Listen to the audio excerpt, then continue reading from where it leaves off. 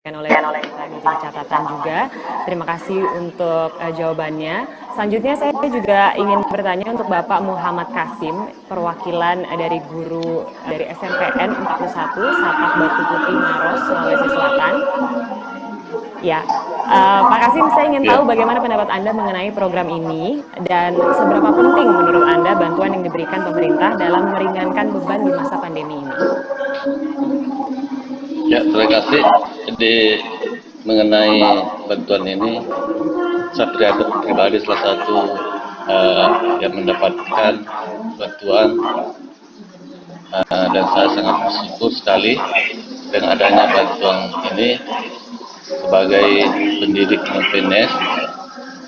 Mudah-mudahan saya berharap bantuan ini berkelanjutan, berkesinambungan sehingga kami yang PNS mendapat penghasilan tambahan dari insentif dari dana bos di sekolah. Oke, baik Pak Kasim, terima kasih untuk jawabannya. Selanjutnya saya akan memberikan kesempatan untuk Pak Nadim untuk bisa bertanya kepada Pak Kasim. Silakan langsung saja Pak Nadim.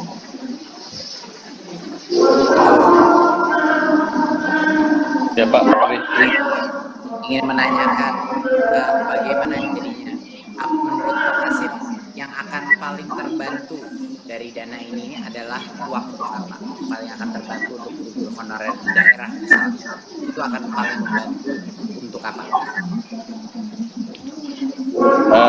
Yang paling membantu mengenai bantuan ini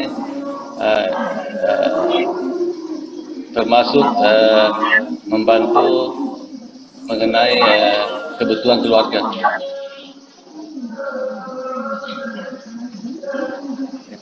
Untuk keluarga ya Pak. Dan boleh saya tanya juga, apakah sudah terasa apakah dana bos pun boleh dilakukan, boleh digunakan kepala sekolah untuk membantu juga menambah upah, membantu upah pada guru honorer Pak? Itu apakah sudah dirasakan juga di daerah? Alhamdulillah sudah dirasakan Pak Menteri.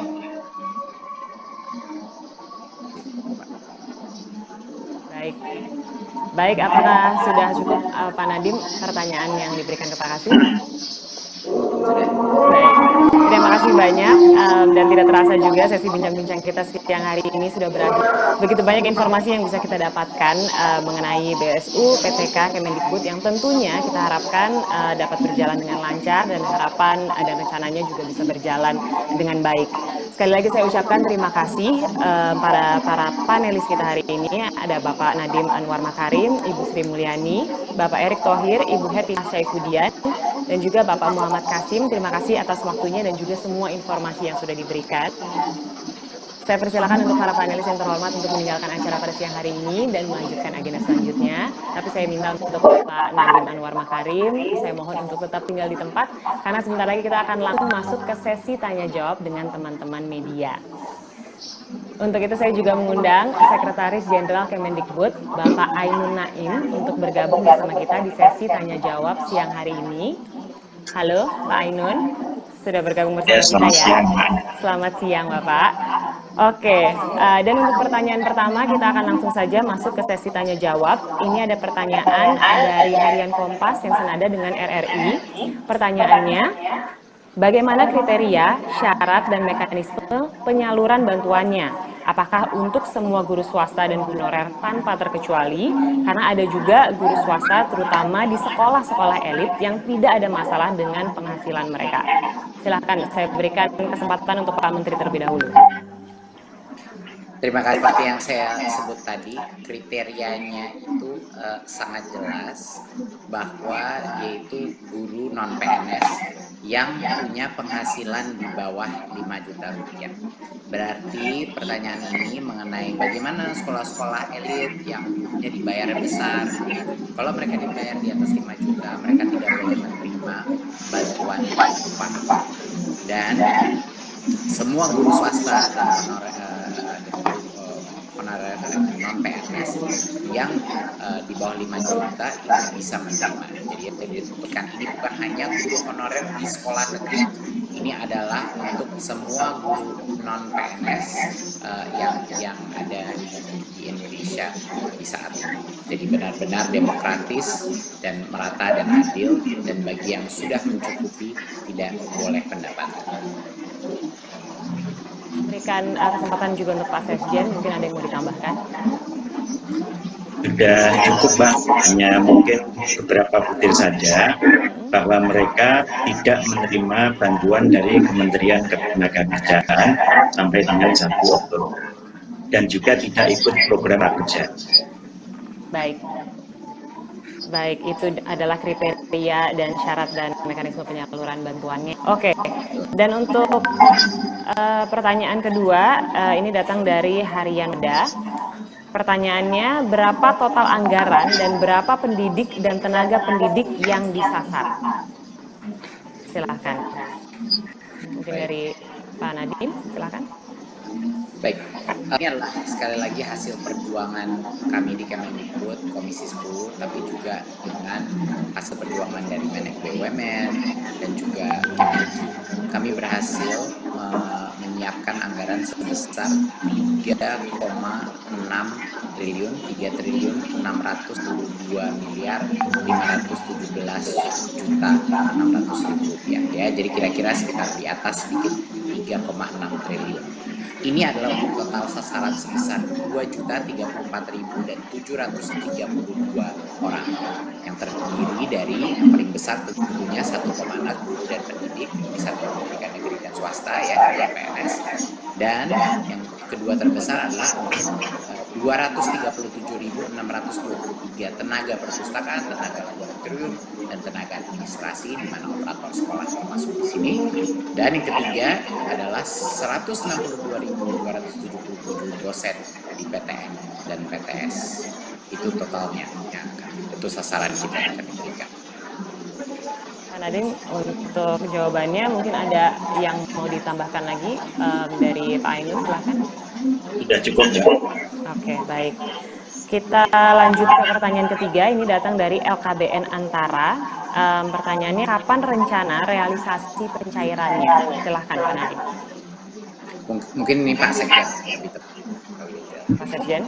Ya, jadi pencairan sudah mulai bisa dilakukan sekarang, bulan November, Desember ini.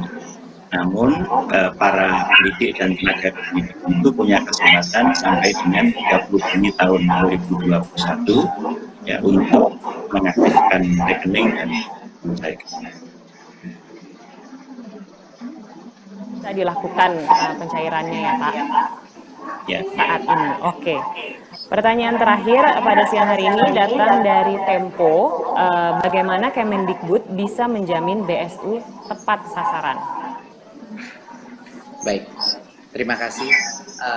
Pemberian bantuan ini kan tujuannya untuk melindungi, mempertahankan, dan meningkatkan kemampuan ekonomi pendidik dan tenaga pendidikan kita ya, karena terdampak corona ini. Jadinya beberapa langkah yang kita pastikan bahwa ini tepat sasaran. Kita memastikan ini calon penerima terdaftar dulu di data pokok pendidikan dan PDDikti. Itu dulu berdasarkan Dapodik dan PDDikti. Dan itu semuanya berbasis data dan online. Kami memverifikasi data tersebut ya dengan data Kemendikbud dan data penerima bantuan subsidi upah atau gaji dari Kementerian Ketenagakerjaan. Ini agar tidak tumpang tindih dengan bansos lainnya yang dilakukan, bansos BPJS, bansos prakerja, dan lain-lain ya, itu agar tidak tumpang tindih. Inilah yang kita maksudkan tepat sasaran, artinya yang benar-benar belum menerima bantuan dari pemerintah pusat ya kan. Dan juga calon penerima harus menandatangani surat pernyataan tanggung jawab mutlak SPTJM yang sebenar-benarnya, dengan sebenar-benarnya jika berpenghasilan 5 juta atau lebih tidak bisa memproses bantuan. Dan kalau dia tidak jujur mengenai itu, lalu bisa diambil tindakan. Berarti untuk yang sudah mapan di sekolah-sekolah di mana gajinya di atas sebesar itu, dia tidak bisa menerima, tidak diperkenankan untuk menerima. Dan jangan lupa, bukan hanya tepat sasaran, tapi juga harus efisien. Dan metodologi pengiriman kita dan dokumentasi di mana semua dokumennya itu ada di laman website kita PDDikti maupun juga di websitenya GTK sudah jelas 2 formulir yang harus dibawa, tinggal di print, 1 harus ditandatangan dengan materai, 1 tinggal dibawa, dan semua detailnya ada di website tersebut. Jadi tidak membutuhkan persetujuan dari siapapun lagi, tidak dari kepala sekolah atau kepada dinas. Guru itu bisa langsung secara online mengunduh dan memprint dokumen tersebut, dan kalau sudah semua ketentuannya sudah siap, dia bisa langsung pergi ke bank untuk mencairkannya. Dan tentunya Kemendikbud melakukan pengawasan internal dan oleh auditor internal dan pengawasan eksternal oleh BPK untuk memastikan kita selalu didampingi dalam proses ini. Dan untuk semua pengaduan terkait isu bantuan ini bisa disampaikan di unit layanan terpadu ULT Kementerian Pendidikan dan Kebudayaan. Inilah hotline kita, call center kita, di mana semua isu ini bisa diselesaikan melalui unit layanan terpadu kita. Baik, terima kasih untuk jawabannya Pak Nadiem. Mungkin ada yang mau ditambahkan dari Pak Aiman, silakan saya berikan kesempatan. Sudah cukup ya. Oke, baik. Terakhir pertanyaan untuk Pak Nadiem. Pak Nadiem, apakah ada pesan-pesan untuk para penerima BSU Kemendikbud? Terima kasih. Yang pertama adalah dari awal masa jabatan saya dan tim saya selalu berkomunikasi bahwa kita adalah Kementerian Pendidikan Kebudayaan Republik Indonesia, bukan Kementerian Pendidikan untuk sekolah negeri. Dan kita bukan hanya menyebut itu sebagai suatu filsafat saja, tapi kami terapkan dalam berbagai macam kebijakan kita yang berpihak kepada guru-guru swasta dan guru-guru non-PNS honorer yang ada di sekolah-sekolah kita. Yang pertama kita lakukan dari awal masa krisis ini adalah kita langsung melakukan proses pentransferan dana BOS langsung ke rekening sekolah, agar banyak sekali sekolah-sekolah kita menerima tepat waktu. Yang kedua kita lakukan, kita merelaksasi dana BOS, dan bagi para guru honorer yang tadinya disekat hanya boleh minoritas berapa persen yang diberikan untuk bantuan guru honorer, untuk upah guru honorer, kami buka itu restriksi. Sekarang adalah diskresi kepala sekolah masing-masing di seluruh Indonesia bisa menentukan kalau ada guru honorer yang benar-benar upaya dan jasanya luar biasa, dia bisa diberikan bantuan dari dana BOS tanpa disekat-sekat, tanpa ada limitasi, asal pelaporannya transparan. Itu kedua hal yang kita lakukan untuk para guru honorer. Dan untuk sekolah-sekolah swasta dan guru honorer pun, di masa pandemi ini kita mengalihkan dana BOS afirmasi dan BOS kinerja untuk sekolah-sekolah swasta kita, terutama untuk yang tadinya tidak boleh untuk sekolah swasta, kita ubah itu peraturan untuk BOS afirmasi dan BOS kinerja bisa untuk sekolah-sekolah swasta kita untuk mendukung para guru-guru non-PNS kita. Dan tentunya hari ini dengan perjuangan berbagai macam kementerian, Kemendikbud dengan senang hati berhasil berjuang dan mendapatkan anggaran sebesar ini untuk membantu semua guru-guru non-PNS di Indonesia melalui masa kritis ini. Dan tentunya bukan saja itu saja, ditunggu di tahun 2021 kita akan menyediakan proses seleksi massal di mana semua guru honorer akan punya kesempatan untuk menunjukkan kelayakannya melalui suatu tes audit, apakah mereka bisa menjadi guru P3K dengan tingkat kesejahteraan yang didukung oleh pemerintah pusat dari sisi anggarannya. Berarti itu adalah langkah pertama di 2021 bahwa guru-guru honorer secara serentak semuanya bisa ikut tes kelulusan untuk menjadi P3K. Berarti mereka mendapatkan kesempatan yang adil untuk bisa membuktikan kelayakan mereka menjadi ASN. Jadinya ini adalah langkah-langkah nyata yang telah kita lakukan untuk para guru non-PNS kita, dan akan kedepannya akan selalu menjadi suatu strategi kita untuk merangkul para guru-guru honorer dan untuk memberikan kesempatan yang adil untuk mereka juga bisa berpartisipasi dan meningkatkan kesejahteraan. Terima kasih. Wassalamualaikum warahmatullahi wabarakatuh. Waalaikumsalam, terima kasih banyak Pak Nadiem untuk penjelasannya, dan juga saya ucapkan terima kasih untuk Bapak Ainun Naim untuk penjelasan dan kesempatan yang diberikan pada hari ini. Kami persilahkan Pak Nadiem Anwar Makarim dan juga Pak Ainun Naim untuk meninggalkan melanjutkan agenda selanjutnya. Terima kasih Bapak. Terima kasih. Terima kasih. Baiklah, dengan berakhirnya sesi tanya jawab, berakhir pula acara kita pada siang hari ini.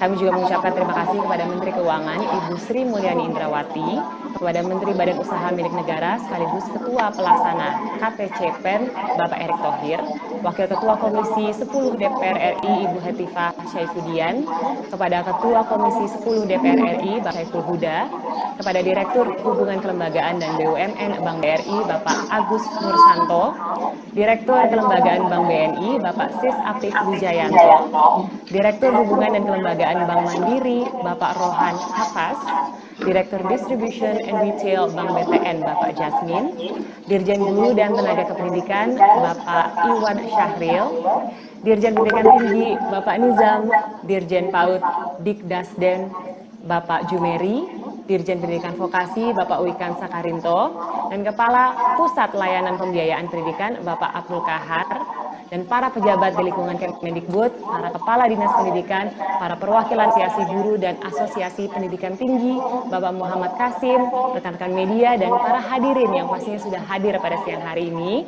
Semoga seluruh informasi yang kita terima hari ini bisa membangkitkan semangat kita untuk selalu bersama-sama mendukung satu sama lain, khususnya kepada para pendidik dan juga tenaga pendidik di Indonesia, karena merekalah yang menjadi ujung tombak dari majunya pendidikan di Indonesia.